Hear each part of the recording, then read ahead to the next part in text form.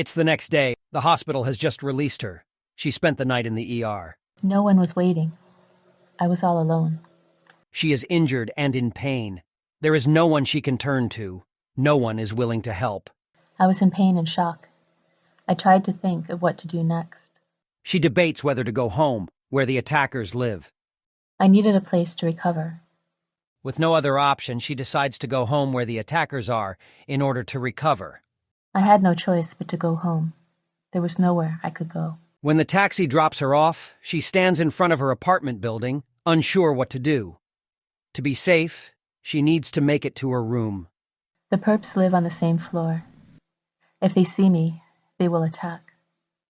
Finally, clutching her belongings, she takes a deep breath and goes inside, completely unprotected. I knew they could attack at any moment. I was terrified.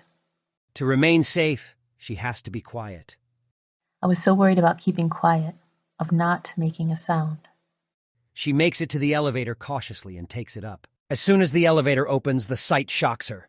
When I left, it was a mess. When I returned, it was spotless. The place where the attack took place has been scrubbed clean. All signs of her fight for her life have been removed. It looked like the cleaning personnel had been over it. It looked like it had been scrubbed from top to bottom. All signs of the attack were gone. To get to her room, she needs to cross in front of the attacker's door. She does so, quietly. My heart was pounding. I was petrified. My breath started coming in gasps. When she reaches the spot where she was attacked, she begins shaking. I nearly doubled over. The fear was so intense. It was as if the attack was occurring again. With every step, the perpetrator's door could open and they could come barging out, converging on her. If they did, I knew I was defenseless. There was nothing I could do. I knew I could die. She sneaks by the perpetrator's door and makes it into her apartment safely, locking the door. As soon as I closed the door, I locked it tight. I was trembling. All I wanted was to be safe.